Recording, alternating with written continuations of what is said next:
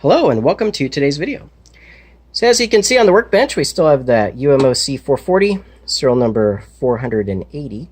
Went ahead and buttoned up the enclosure using some RTV silicon gasket maker stuff. And you can kind of see it oozing through the side here. That was already like that. That's the manufacturer did that. That's how they waterproof them. You know, it's not the greatest. Makes taking it apart and putting it back together a little difficult, but you know, can't change that.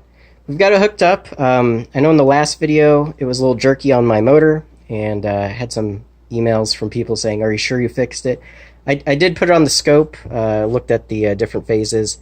I put my little cheater plug in instead of the encoder from the motor, and that forces it to put out a nice little sine wave. Well, when you're looking at a scope, it's not a sine wave, it's like PWM values going like this. So you can look at all the phases, make sure they're all working properly, and of course, when you measure from side to side, you'll see an up and a down. So it'll get wider and then switch its direction, it gets wider. I probably should have put that on scope, but eh. So anyways, to verify 100% that it is working, I went ahead and copied the parameters for my AC GTX 20 motor, which is my test motor right here, into the drive temporarily. I didn't save them. And that'll allow me to actually make sure all the parameters are correct, because this is set up for a different motor, the AC21, which doesn't seem like that'd be much of a difference, but that AC21 motor is only a 3,000 RPM motor. This is a 12,000 RPM motor.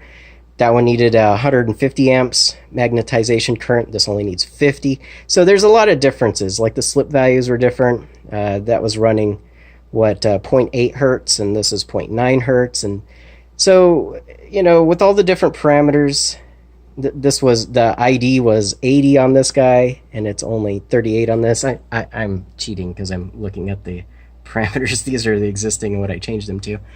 So by doing that, we're able to actually program the drive.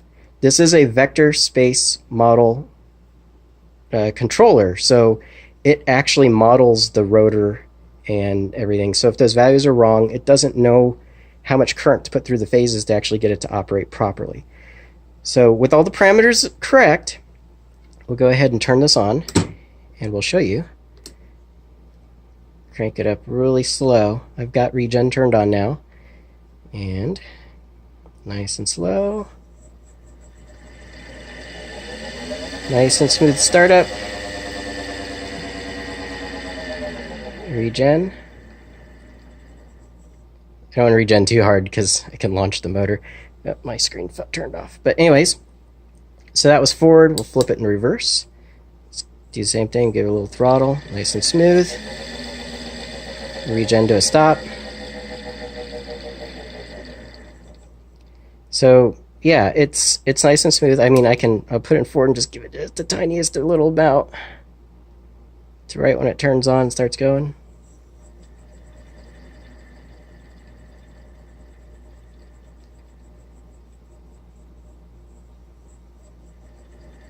So it's nice and smooth. It works.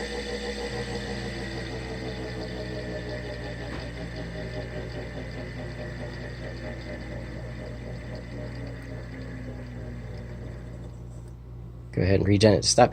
So it's working fine. There's nothing wrong with it. I had already tested it, but this is just a double check. When I power cycle it, all of the settings that I changed, I didn't save them, will disappear and it'll be back to normal. So yeah, everything's working. Yeah, thanks for watching. Bye. It's amazing what happens. It does work properly if you have the correct parameters programmed in the drive. But anyways, thanks for watching. Bye.